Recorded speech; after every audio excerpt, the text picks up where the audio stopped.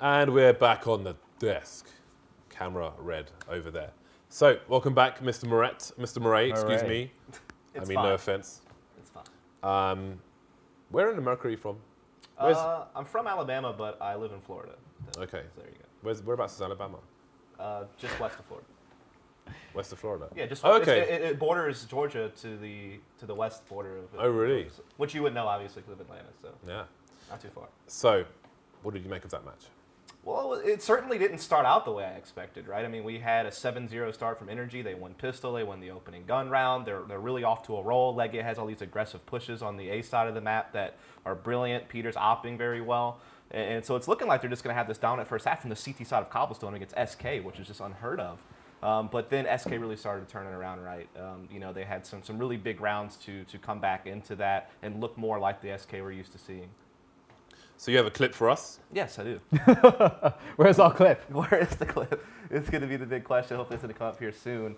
As this clip that we're going to pick out as we wait for it to come up is basically where the catalyst for the comeback of SK Gaming, basically. This is where you see them pull off a really big clutch round. This is going to be credit to FNX here, who kind of battles his way into a 1v2. You do see LEGIJA kind of slip up here. I think he gave a free 1v1 to FNX, which is something you just can't do against a player of this caliber who's so well known for his clutching ability.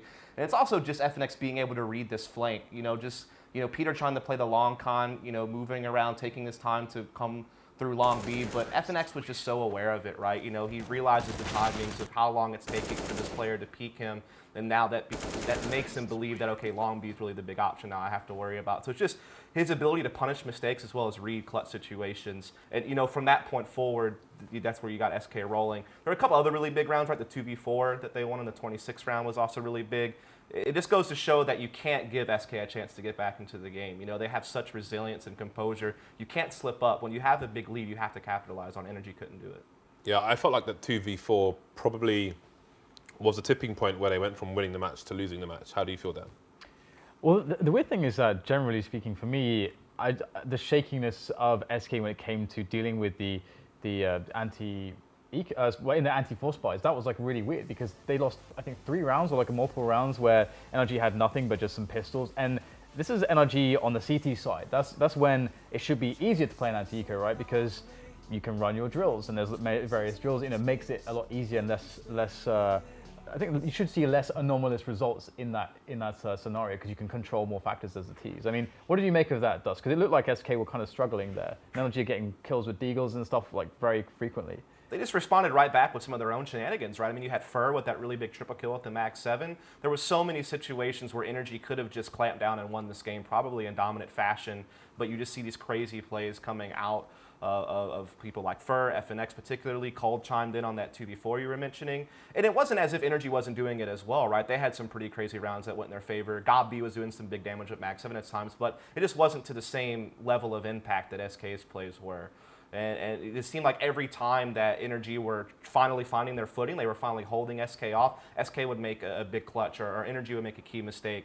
And that's just where you see the difference between these two teams and the level that they can approach the game.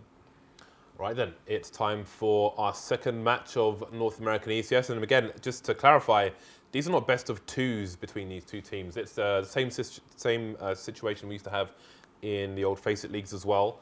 So they're all best of ones, but it's a home and away system like you would have in football or soccer since it's North America. So the home team, the away team vetoes 2 maps, then the home team picks from the remaining 5. So that's how it works here at ECS. So map 2 and match 2 rather, coming up after the break. See you back here shortly.